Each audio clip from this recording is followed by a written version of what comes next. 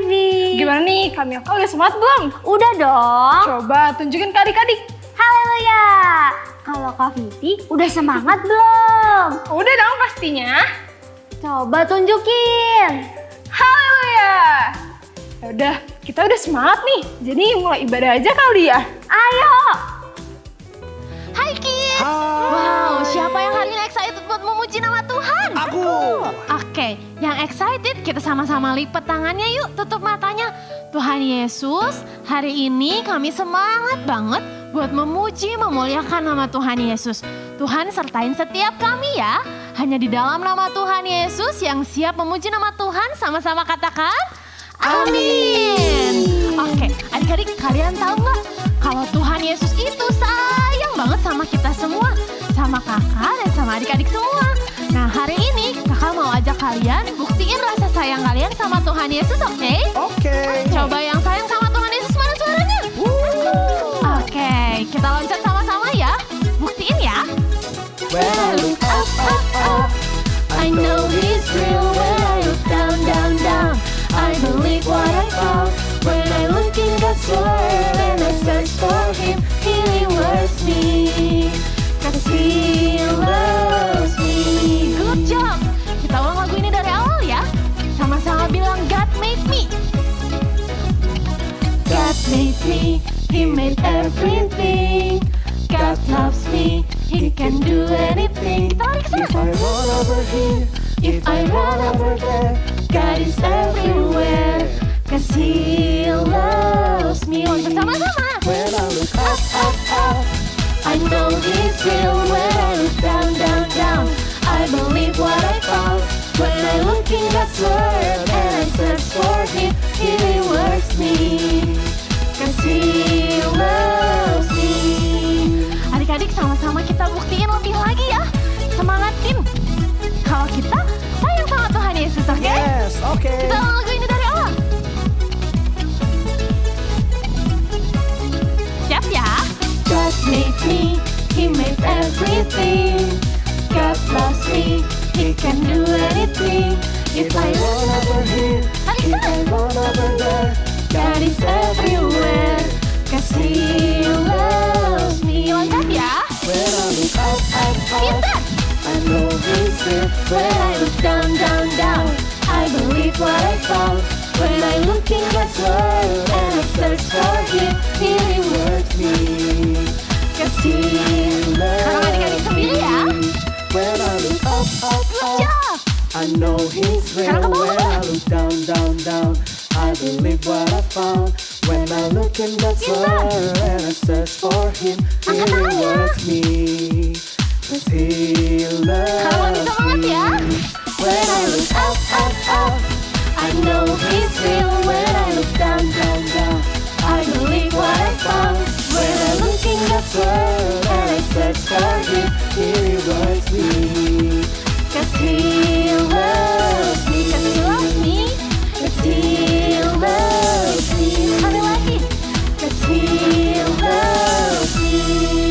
Kasih tepuk tangan yang terbaik, sama-sama sorakan Jesus. Jesus. Wow, good job kids. Tadi kita udah buktiin rasa sayang kita sama Tuhan Yesus dengan kita kasih yang terbaik buat Tuhan Yesus. Hari ini kakak mau kasih tahu lagi kalau Tuhan Yesus yang paling tahu hidup kita. Tuhan Yesus yang akan selalu tolongin setiap kita. Karena janjinya Tuhan pasti digenapi. Karena Tuhan gak pernah gagal buat tepatin janjinya adik-adik. Sama-sama kita nyanyi yuk. Kau yang lebih tahu cara untuk membuka jalanku. Engkau yang lebih mengerti, lebih mengerti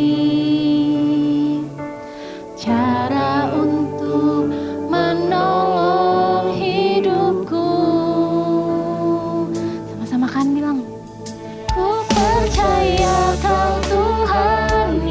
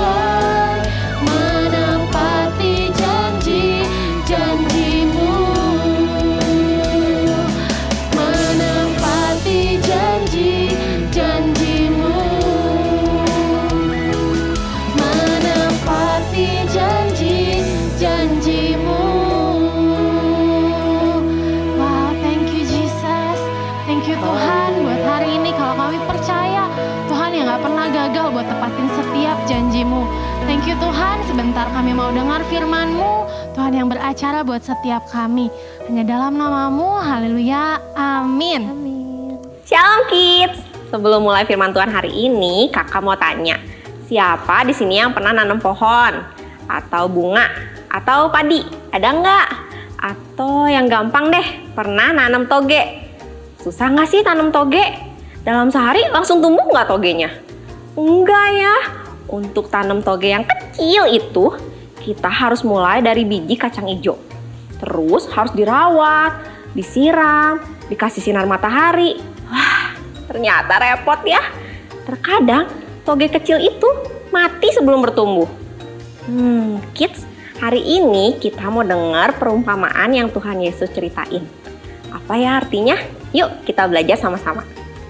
Kita lihat nih, orang-orang ini lagi pada ngapain ya? Benar kids, mereka lagi menebar benih di ladang untuk menanam gandum. Apa tuh gandum?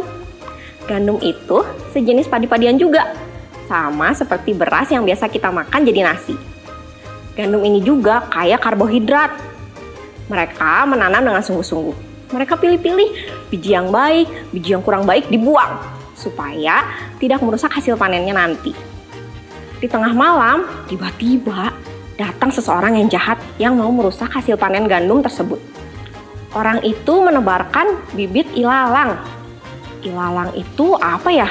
Ilalang itu sejenis rumput liar yang daunnya tajam-tajam.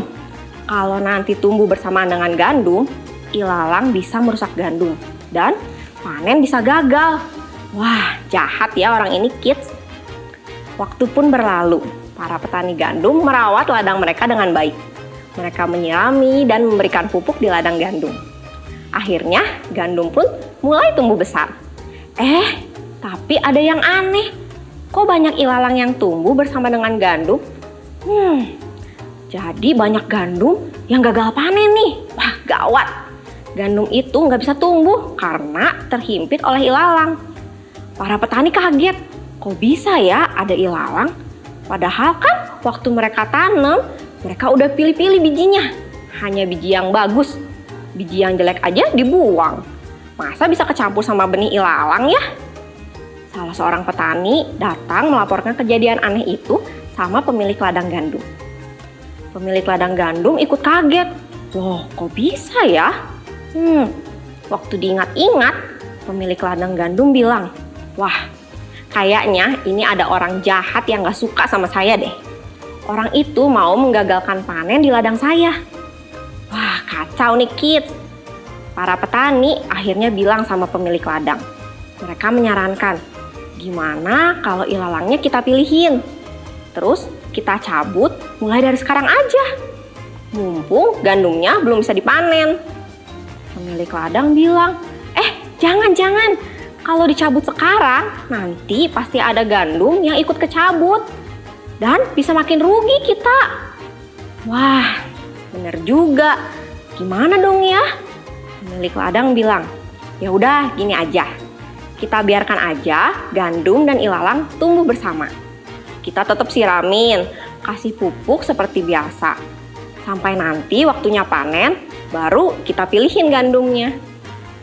Para petani pun nurut sama pemilik ladang. Mereka mengurus ladang gandum dengan baik seperti biasa. Ilalang tumbuh subur juga bersamaan dengan gandum.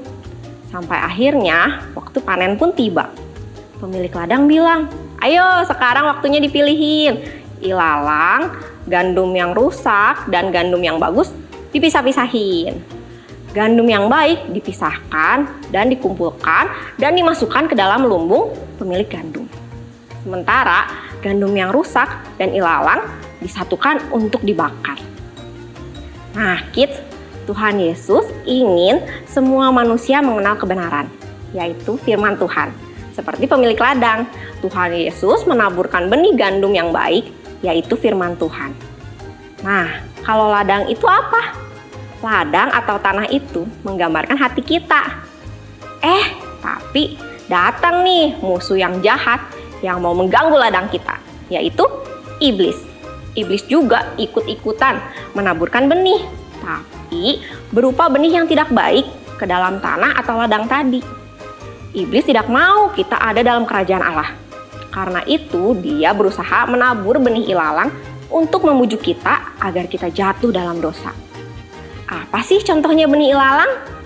Misalnya nih, film-film yang kita tonton, game yang tidak berguna yang membuat pikiran kita jadi jahat, tidak sabaran, cepat marah-marah, dan lain-lain. Atau juga teman-teman kita yang tidak baik juga bisa mempengaruhi kita. Karena itu, hati-hati dalam memilih teman. Jangan mau kalau diajak berbuat yang tidak baik. Seperti di perumpamaan tadi, Tuhan Yesus membiarkan gandum yang baik dan ilalang yang buruk tumbuh bersama. Kenapa ya?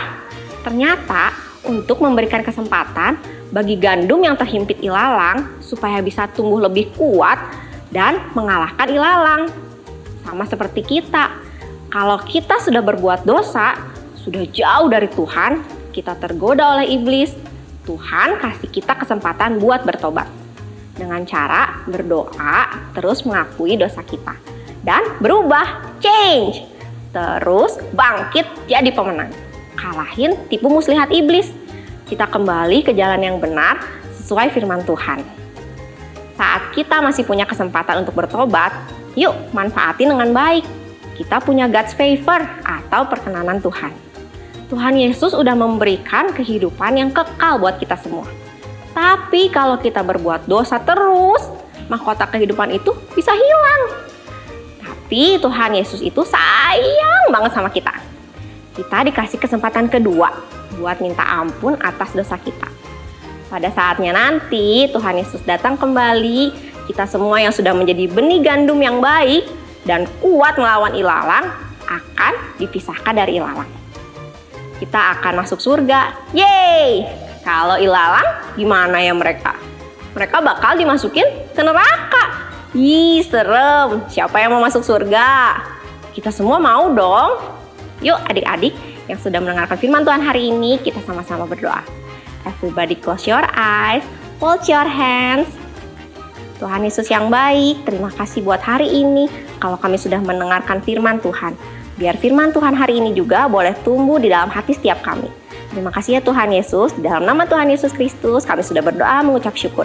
Haleluya, amin.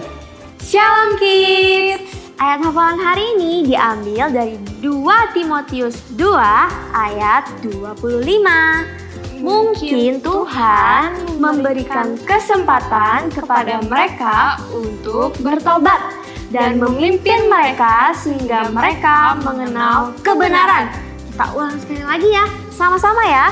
1, 2, 3. 2 Timotius 2 ayat 25. Mungkin Tuhan memberikan kesempatan kepada mereka untuk bertobat dan memimpin mereka sehingga mereka mengenal kebenaran.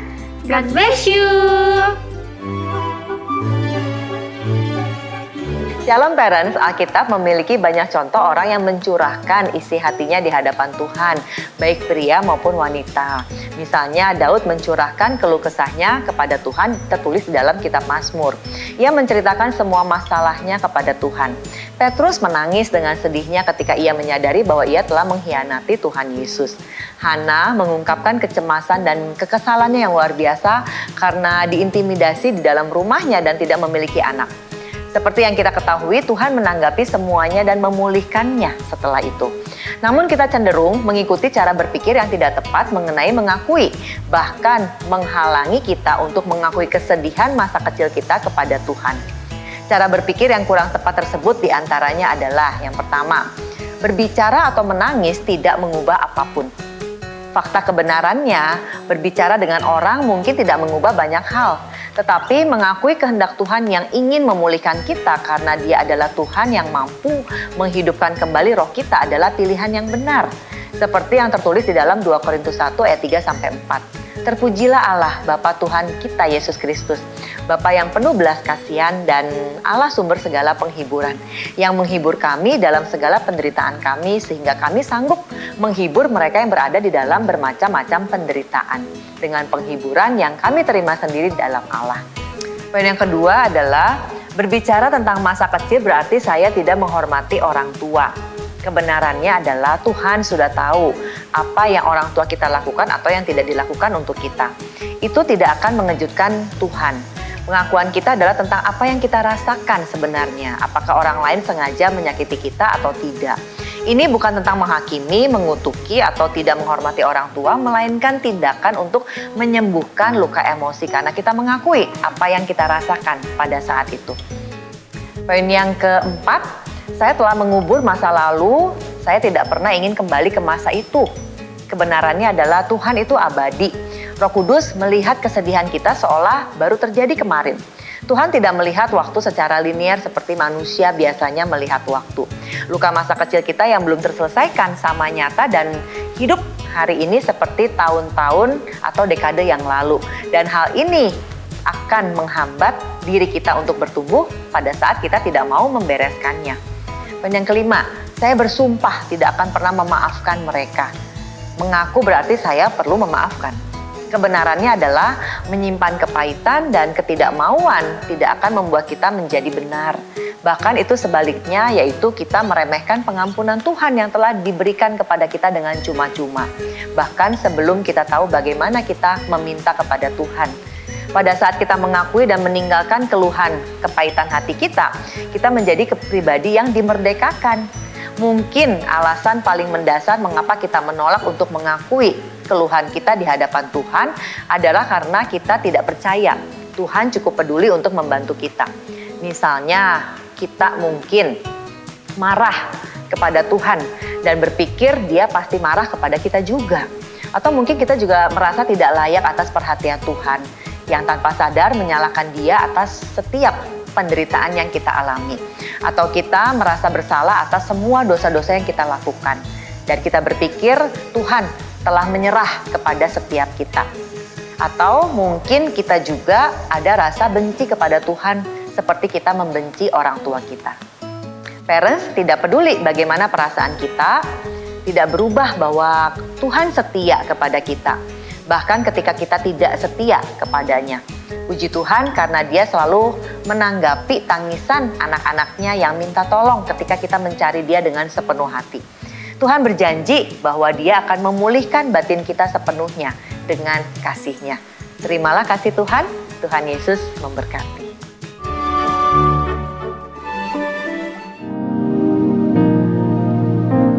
Tuhan Yesus berkati para guru Injil dan pemberita firman-Mu. Penuhi mereka dengan kuasa Roh-Mu, agar banyak jiwa bertobat. Tuhan Yesus, ajar kami membedakan benih yang baik dan tidak baik. Ajar kami hanya memilih yang baik yang dari Tuhan, supaya hati kami mengeluarkan buah-buah yang baik. Terima kasih Tuhan Yesus. Mari kita siapkan hati untuk menerima berkat Tuhan. Demikianlah firman Tuhan. Tuhan memberkati dan melindungi engkau. Tuhan menyinari engkau dengan wajah-Nya dan memberikan kasih karunia. Tuhan mengarahkan wajah-Nya kepadamu dan memberikan damai sejahtera. Terimalah semua berkat yang terbaik ini hanya di dalam nama Tuhan Yesus Kristus. Amin.